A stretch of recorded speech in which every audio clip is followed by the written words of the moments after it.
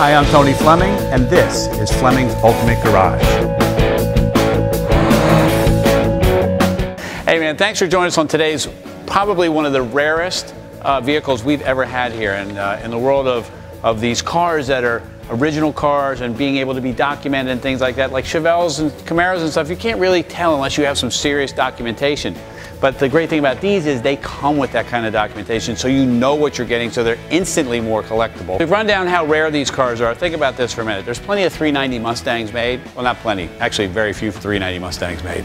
Throw in manual transmission cars versus automatics, and there's even less of those cars. So this right here, according to the Marti Report, all right, says it's one of 542 cars built. You say, well, 542, that's a pretty good number. It's not super low, but it's pretty, are you kidding me? 472,000 Mustangs built in 1967, 472,000 of one model, right? Most manufacturers don't sell that many of everything that they have, okay? This was one model built, and this is one of 542, so it's instantly collectible, right?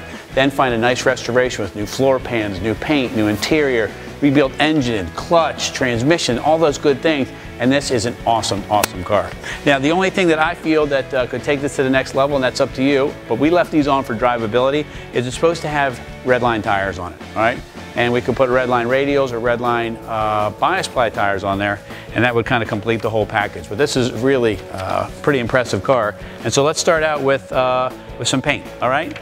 So under these nice lights here, and I like doing this under these lights because this kind of shows off all the blemishes, and it's really hard to find any blemishes in this paint. It looks really good. Of course, it's not perfect any more than any of us are perfect, but it's damn near perfect, and I'm having trouble finding any flaws. So if you want to spend some time talking about my flaws, I have another maybe hour or two to run down that list with you. Maybe you want to get a couch, six-pack of something, and get your shoes off because this is going to take a while. All right, enough about me. So let's keep rolling around. All right, so buried inside here, radials, road wheels like they're supposed to be. Then I stripe on the car with the call outs, okay? We come on around the back of the car because we want to look at some of the styling. And again, a super rare car, all right? The right tips in the back for the dual exhaust, call outs, tail lights for that year that are a little bit different, okay? All detailed nicely underneath the car there. You can see the new exhaust and the shocks and everything's not blasted all black. Reverse lights there with all new bezels and lenses. And the good looking Fleming's Ultimate Garage plate that you might want to hang in there, or maybe put it on eBay. I think they're bringing pretty good money right now. I don't know, maybe. All right, and walk around here. Stuff like, does the door fit nicely like it's supposed to because it's a unibody car?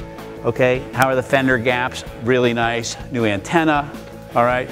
Bumpers, trim, stainless, door handles, all that stuff. All that stuff's been done for you, so now here's your job. You get in the car and you go for a ride. All right, so let's talk about something that I feel could be the next big jump in investments, all right? Keep in mind, this motor here is the biggest motor you could get, okay, from Ford. You say, well, you could get a 428 in a car. Yeah, but not from Ford. Had to go to Shelby. Shelby put the motor in there, all right? And that's how you got the dual quad in that range. Those cars right there are selling for 200,000 plus, right? Here, this could be the next jump because not many people know, and they're quickly starting to learn that this motor here is still part of the FE platform for those big engines, all right? And look at this, it barely fits inside the shock towers. This car really wasn't built for this big giant motor in here. That's why the later cars got bigger and bigger. But you can see there's not a whole lot of room left once you're done, but it does fit nicely in there, and when you open the hood, it's very impressive. So we do have the correct air cleaner lid coming for it with the right decal. That'll be on there by the time you take delivery of it, all right? Battery topper, the radiator's detailed, dual horns, and the GT fog lights, all right? You say, well, Tona has dual horns, so what? Well, you're right, so what? But I will say this to you, that most of the cars that we get, the horns don't even work, or the horns aren't in the car. We have to wire those up and do all the things that you're gonna have to do, right? We've done all of those things for you. So you just really just get in the car and go for a drive. All right, I like that sound. I want to hear that for a second. That is a nice sound. Well, so what, Tone, right? The trunk closes and opens? Yeah, but it sounds solid. It sounds like I'm restored. Doesn't sound cheesy and tinny. Okay, come on up because there's some stuff in here that I think is important and you can decide for yourself. Little stuff like this. You see these right here? These right here are tack welds from the factory, okay? Spot welds.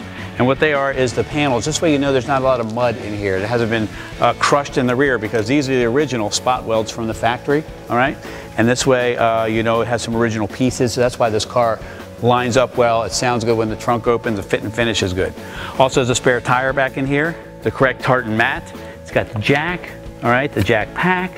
This right here, in case you want to get a little toolkit to take with you, okay, that's in there as well. That just says to me that the owner that had this car really loved it and liked taking it to shows and wanted the detail stuff to really matter.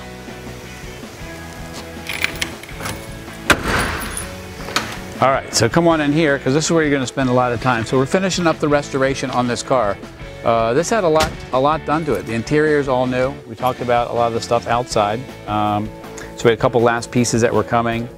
This has the original AM radio in it, which is kind of cool. And if you wanted to, we could install inside the glove box here an AM, FM, CD digital sound system, which we do for a lot of people to kind of hide the stereo in there and keep the dash kind of looking circa 1967.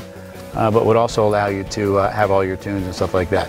New headliner, seat covers, carpet, console, steering wheel is on the way. A new one of these we decided to get because this is the original one, and I'm going to give it to you and put it in the car, but I think it needs that update of that. The dash has all been replaced and redone, and the ashtray is out getting painted right now because that doesn't come in dash color. All right. What else we got? We got a long list of receipts and things like that, door handles and all the little stuff that you forget about that you need. I mean, it's a lot of little stuff down to the nubs for the visors so they stay up. You say, well, what's the big deal about that? Well, I'll tell you what the big deal about that is. The first time you're out driving and you have to do this every 5 seconds, okay, it's a pain.